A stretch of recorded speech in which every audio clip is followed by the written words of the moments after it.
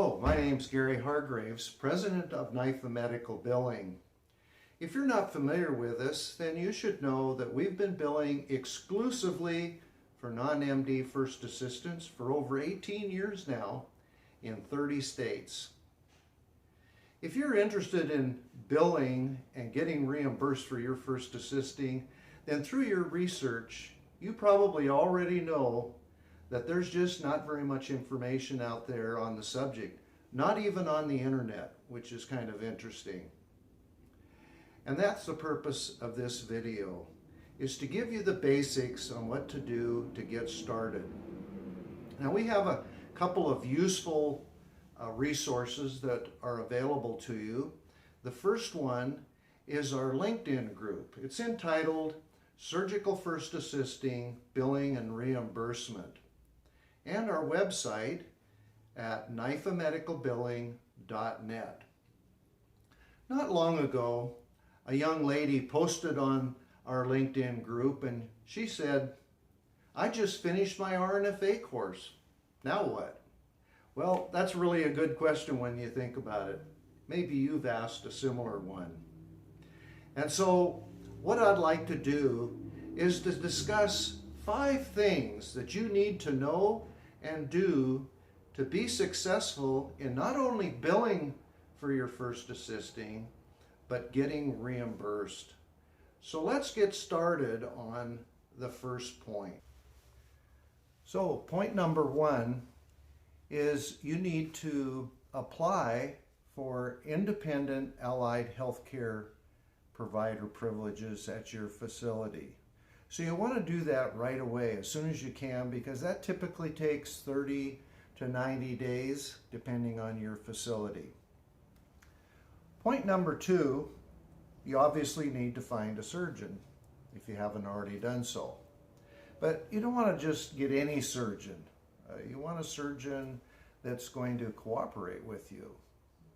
Cooperate, what do we mean by cooperate? Well, he doesn't expect you to work for free. He knows that you need to make a living. And so he's going to help you out. One of the most important things he can do to cooperate with you is to line you up or introduce you to an individual, an employee in his practice that's going to get you the information that you need in order to bill. Now, the most important information that you need from the practice is the billing codes. That's the diagnostic codes and the procedure codes. And the best way to get those codes is to get a copy of the surgeon's CMS 1500 form. What is the CMS 1500 form? Most of you probably don't know. Well, I'd like you to think of it as an invoice. All providers use a CMS form to electronically transform this to the insurance companies. And it has the insurance company's name, obviously, the patient's demographics, the billing codes, and your information on it. So if you get the surgeon's CMS 1500 form through your contact, then they will fax it to you and so forth. So you need to set up some sort of an arrangement that works for you and for your contact to give them the patient's name and date of service of when you first assisted them. They look up, for example, Jane Doe, date of service. They find that Jane Doe, double click on it and hit print, and they print up a CMS 1500 form. It has all the information that your biller needs to bill for you. And then they will fax it to you, and then you fax it to your biller. So that's very important. It's the best way to get the information. First reason is that it reduces the amount of work that your contact has to do, just a couple of clicks, and all you have to do is fax it to your biller, and then you have a hard copy. The second reason it's the best way is it reduces the chance of typo errors, which is very important because that will reduce the amount of delays that you have due to errors. The alternative, for example, NIFA medical billing, if you can't get the CMS 1500 form, then we have what we call a patient profile. It has all the same fields on it as the CMS 1500 form. The difference is that you need to get the billing codes from the practice, and then you can get the other information off of your face sheet at the hospital. And then you take that information and put it on the patient profile. Well, obviously that takes a little bit of labor, a little work. You got to hand write it in and fill it out, or you can get a template from us and you can type it in Microsoft Word. But the downfall of that method is obviously it takes more labor, more time for you, and you're already busy. And it also increases the chance of typo errors. For example, you get the information from your contact. Well, they might write down or type in the wrong procedure codes, just one digit off, and it's going to delay a reimbursement. Then you get the billing codes from your contact, say through a fax, then you need to put it on the patient profile. Well, there's another opportunity to make a typo. Then we get it, and then we have to take that information, put it into our system so that we can transmit it to our clearinghouse and on forward in digital format to the appropriate insurance company. You see, there's 3 chances of typo errors which can delay your reimbursement. So to reduce that, the best way is to obtain that CMS 1500 form, which is part of that cooperating. So that's ideal. Another way that the surgeon can cooperate with you is to allow you to appropriately bill the patient. What do we mean by that? Well, as you probably all know, maybe even for yourself, most people are increasing their deductible to lower their monthly premiums. And so the average deductible today is $4,500. So regardless of who you are, even a doctor that's first assisting, they're not going to get paid until that $4,500 has been met. And so part of the patient's policy is to pay out of pocket the first $4,500. So you need to have the surgeon allow you to do that, to bill a fair amount to the patient for your deductibles or co-insurances. And we can be reasonable on that. Also, because most insurance companies won't let you in network, it's beneficial if you can bill the patient a lower amount than what the out-of-network deductible would be. And so what we suggest is for everyone to have the patient sign what we call a patient responsibility and consent form for a fixed amount. They can sign this in the surgeon's office during their pre-op consultation where they're signing all the papers for the surgeon. And so they agree by their signature to pay any co-insurance or deductibles, excluding out-of-network deductibles, for a reasonable fixed amount. And most of our clients bill somewhere between $200 and $250 for that fixed amount. So to give you an example, let's say we bill the insurance company for a procedure for $1,000 for your first assisting.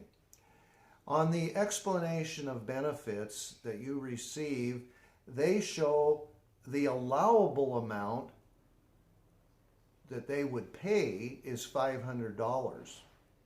But you don't get that $500 because the whole $500 goes to the deductible or an out-of-network deductible. Well, it's not fair to bill the patient $500 or even the full $1,000 for the out-of-network deductible, because it's not their fault that you can't get in network, and it's not your fault that the insurance company won't let you in network.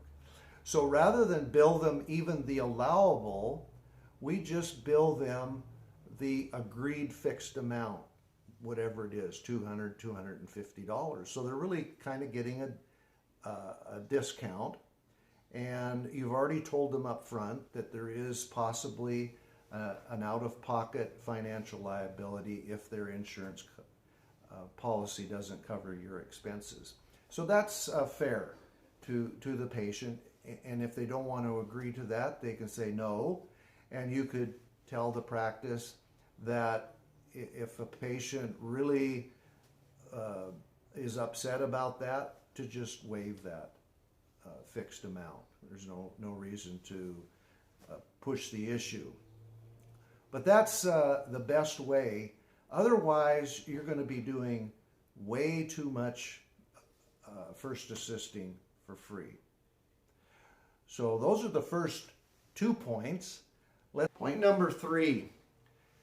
Somewhere in your conversations with the surgeon, you need to ask them the question, very important question, what percentage of your caseload is Medicare, doctor? Now, why is that such an important question? Well, because you probably already know if you're a CNOR RNFA without an advanced practice license, you can't bill Medicare. Therefore, all of those Medicare cases most likely are going to be zero pay. And I'm sure you don't want to work for free. So if he says 50, 60%, that's most likely too high a percentage to make it viable. There might be some cases where it could be, but most of the time it's not going to be worth doing 5 out of 10 cases for free. So maybe you need to find a different surgeon that has a lower percentage. And even nurse practitioners out there, you need to be interested in that as well. Why is that? Well, even though you can bill Medicare, Medicare, you probably know, pays considerably less than commercial insurances. For example, if you assist on a total knee Medicare patient, Medicare pays $176. And if they have a supplemental insurance policy, they pay another $40 and change. So you get a little over $200 for a total joint on a Medicare patient.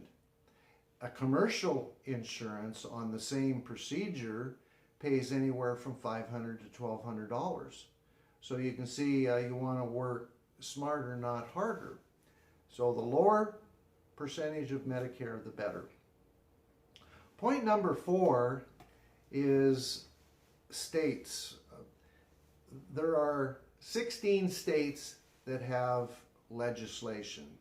Now, I'm not counting West Virginia because they only accept Medicaid reimbursement, so that doesn't apply to most people. So let's talk about states that have legislation. What does that mean? Well, basically, they're all different, but basically the wording is that if the patient's policy would reimburse an MD, they must reimburse an RNFA. So that's pretty cool, right? So let's see which states have that legislation. I'm going to go from west to east. We've got Washington, Oregon, Montana, Colorado, Texas, Louisiana, Florida, Georgia, Kentucky, Minnesota, Illinois, Rhode Island, Maine, Maryland, New York, and New Jersey. So those are the states that have legislation. Now, if you didn't hear your state, that doesn't mean you can't bill. Remember at the beginning of this video, I said that we bill in 30 states. So you see there's quite a few other states that you can live in and do quite well. A couple of them that we do good that don't have legislation are Nevada and Arizona. But there's others too. So if you'd like to know how your state is, at the end of the video or on our website, you can get our email address and or our phone number and email me or drop me or call me, I should say, and I'll be happy to answer you forthright on whether your state is good, bad, or indifferent. So no sales pitch. We're here just to share the information. Now, point number 5 is specialty matters. Not all specialties are the same, and so you want to get a specialty that pays as high as average as possible so that you're making more money with less work. So I'm going to name off the better specialties to the least specialties and give a few reasons why and some examples. So without a question, the best 2 specialties are neuro and spine surgery. Off the chart reimbursement wise. Average reimbursement is probably $1,500, $2,000, $3,000 and more are not uncommon. So it can be a life-changing experience. The downside is that most of the surgeons know that, so they hire PAs or nurse practitioners as employees, but not all of them. We bill for quite a few non-MD first assistants that assist neuro and spine surgeons. So keep your ear to the ground. Even if you fill in once in a while, we have a few providers that fill in vacations and when they're sick, and at least you get the foot in the door and you do a case here and there and make $2,500 or more on those cases. Hey, that's good. So that's the best one. Another real good one is open heart surgery. Cabbages pay probably on the real low side $600 up to $2,000, but downside, it's because of Medicare probably best for nurse practitioners to assist on those. And then from there, plastic surgery is really good, especially if you're going to do this on a part-time basis. The reason is the volume isn't that high, but the reimbursement is. So that's good if you're doing this part-time. So we're not talking about cosmetic surgeries, but you know, those bigger cases like breast reductions, reconstruction, and trans flaps. And they reimburse $1,000 and up as a rule, unless it's a Medicare case. For example, I have a provider that I've been billing for over 16 years in the Houston, Texas area.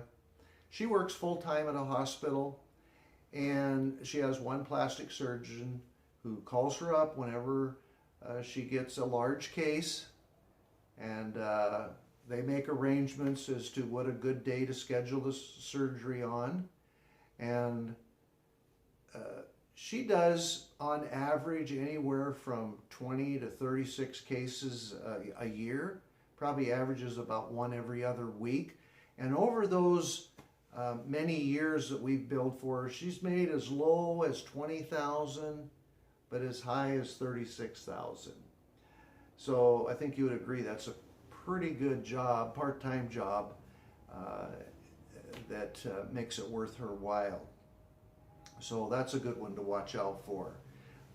Another good specialty is sports medicine.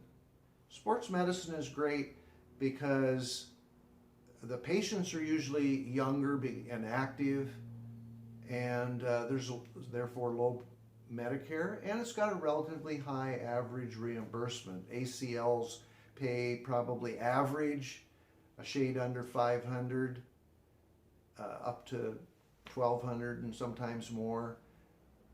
Rotator cuffs in the $400 range.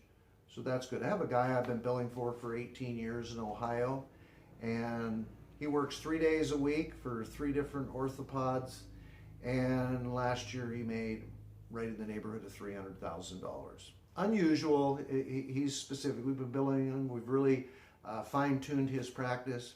He has that patient responsibility form in effect. His doctors really cooperate with him. So he does very few cases for free. Gets $250 for those cases that insurance companies that don't pay him.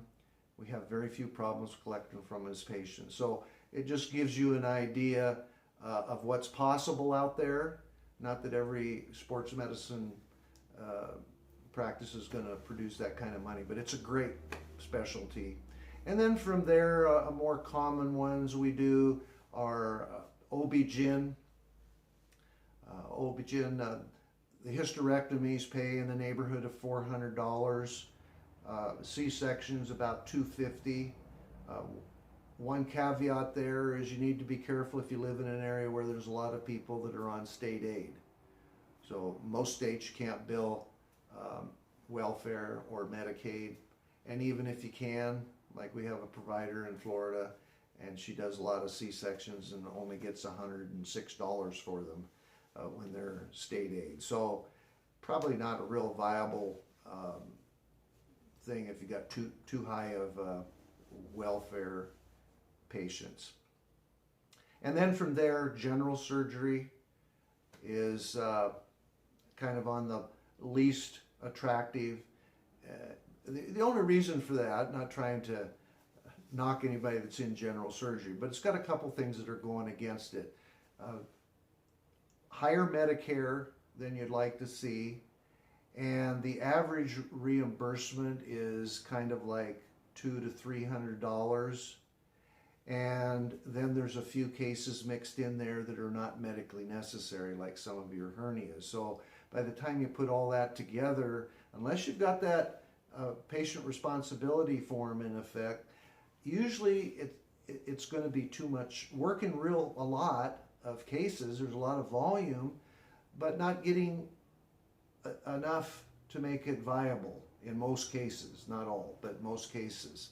Now, if you're new at first assisting and you need to get your skills up to where you would like them, 8 to 10 on a scale of 10, then maybe you take on a general surgeon to help him so that you can get the reps and get your practice up to where it should be.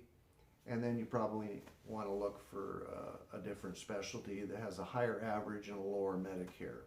So those are the specialties that